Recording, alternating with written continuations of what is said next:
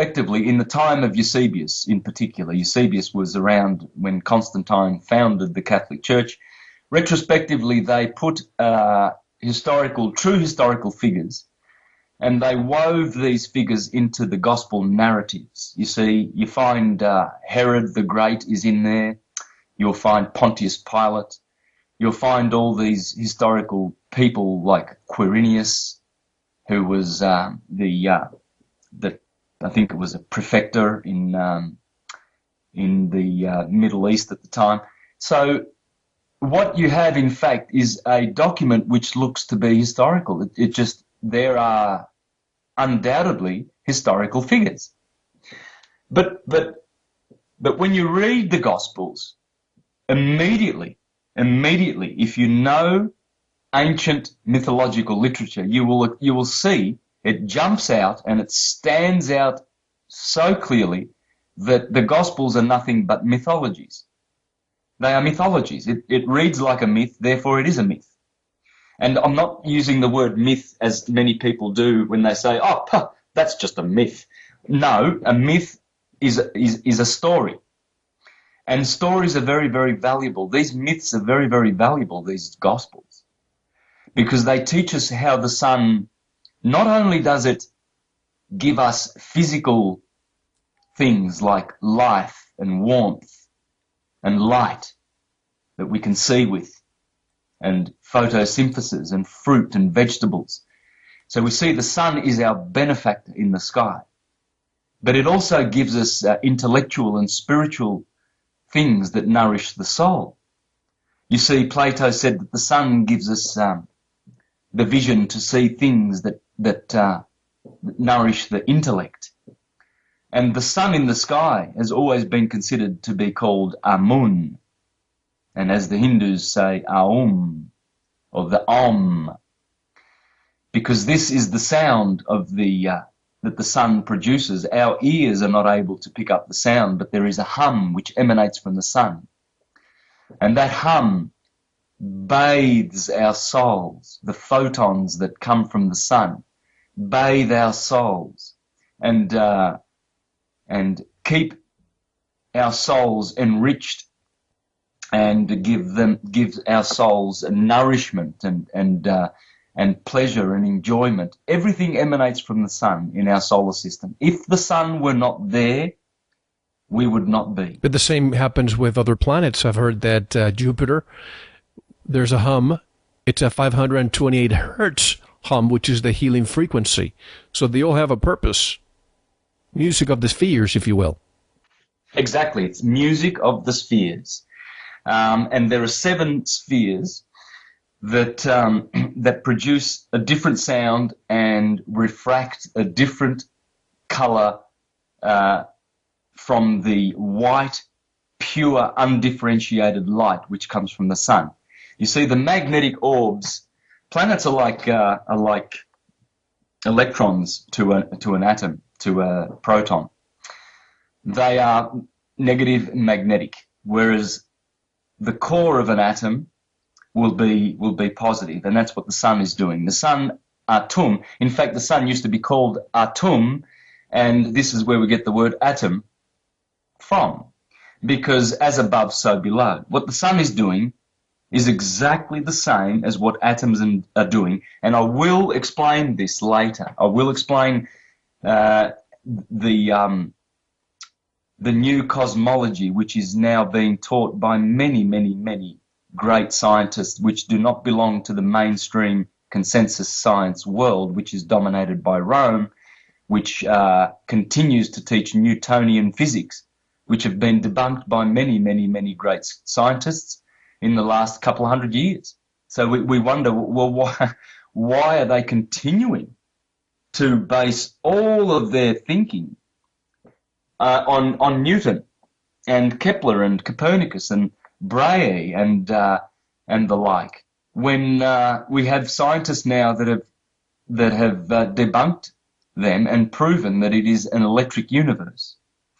So going back to the solar system, I will elaborate on that later. But the solar system and the planets, you mentioned the spheres and how they have different sounds. Yes, they do.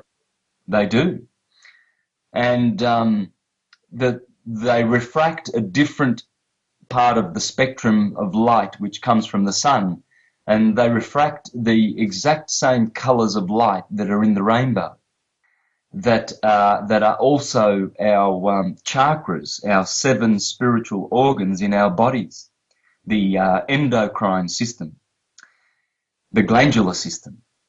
You see, they also derive their energy from the orbs. Now, astrologers once upon a time, they knew this and they understood this. They understood it far better than we do today, thanks to Rome. You see, the spiritual wisdom had to go underground. The Hermetic wisdom and the wisdom about our constitution, our spiritual constitution, had to go underground. And it has suffered for many, many years, since the days of the empire. But it has always been there. There have always been shining lights and luminaries that have been around and continued to teach the wisdom of ancient Egypt. Would you say that the murder of Hypatia was what really started the Dark Ages? Oh yes, oh yes. You see, Hypatia was probably the most. She represented the Hermetic and spiritual wisdom of Egypt in Alexandria. Alexandria was a lighthouse, right, to the world, and Rome did manage to destroy Jerusalem in the year 70. Titus, the son of Vespasian, who was actually, they were part of the Flavian dynasty. You see, they built the Flavian amphitheater, the Colosseum, and they gave the world a new brand of bread and circuses and a new brand of divide and conquer, which is the motto which Rome uses to this day. To this day, divide and conquer is still the way that Rome operates, and that was Julius Caesar's motto. Now, the Flavians destroyed Jerusalem. You see that Carthage was destroyed. Alexandria was burnt down. Athens was silenced, because Athens was a place where many Greek philosophers were still teaching the wisdom of Egypt. And Rome knew that it had to snuff out all these lights around the Mediterranean, these spiritual lights. They had to snuff out Gnostic Christianity. You see, the Gnostic Christians were teaching a very different brand of Christianity. Their Christ was not a historical person. So they had to be snuffed out. And of course, when in 1947, when they discovered the Dead Sea Scrolls, right, 800 scrolls, which have still not been deciphered and published.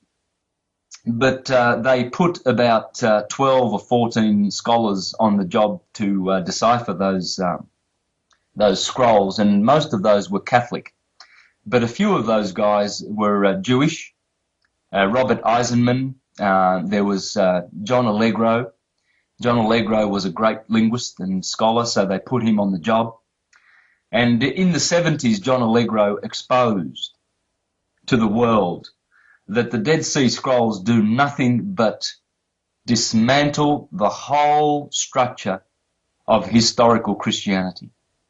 It absolutely exposes it and demolishes it like a house of cards. It is totally and utterly false. And this, if you like, Mel, is the big thing that I'm trying to share with people and to expose is the fact that the historical Christ lie underpins all of the other lies. It underpins the canon law, the Latin language, it underpins the economy, it underpins the politics and the false science, the money, because you see we have Jesus saying, give unto Caesar what belongs to Caesar. In other words, he is encouraging, if you like, condoning, if you like, the paying of taxes to Rome, because Rome is an instrument of God. See, what a better way to enslave the masses. Rome knows very well the ways of slavery. In fact, in the days of the Republic, they had slaves, but the slaves had more rights than the free people in some instances. The slaves were treated so very well. They were basically just employees. You know, they were just being employed. That's all it was. But that morphed and morphed as it went. And Rome has been dealing in slaves for many years. I mean, they shipped over all the African Americans over to the Americas. They on the plantations. They're still shipping slaves across the planet right now as we speak, and most of them come from Asia, and they go to the Middle East to work there. But slavery is alive and well. You know, I mean, it's called it's lawful slavery, and we've all subscribed to the slavery of Rome, you see. And how we do this is by stealth, and it's a very furtive system and very deceitful system, whereby they ask us to register. You see, so parents will inform on their children to register their births in the system, and it's through the birth certificate that that birth certificate is attached to the trusts, the Sestui KV trusts that Rome has implemented in the 14 and 1500s. You see, we have three trusts: Aeterni Regis, Pontifex Romanus, and Convocation. These three trusts own the our soul, real estate. Yes, your soul, one, exactly, your real estate and your personal property. This is why they can come and seize your home. They can come and seize your property. They can come and take your children away from you. They can put you in jail, like merchandise, in a warehouse. They can store you away. Quick question. Since you're mentioning this, is so interesting. My mind is just going, Santos.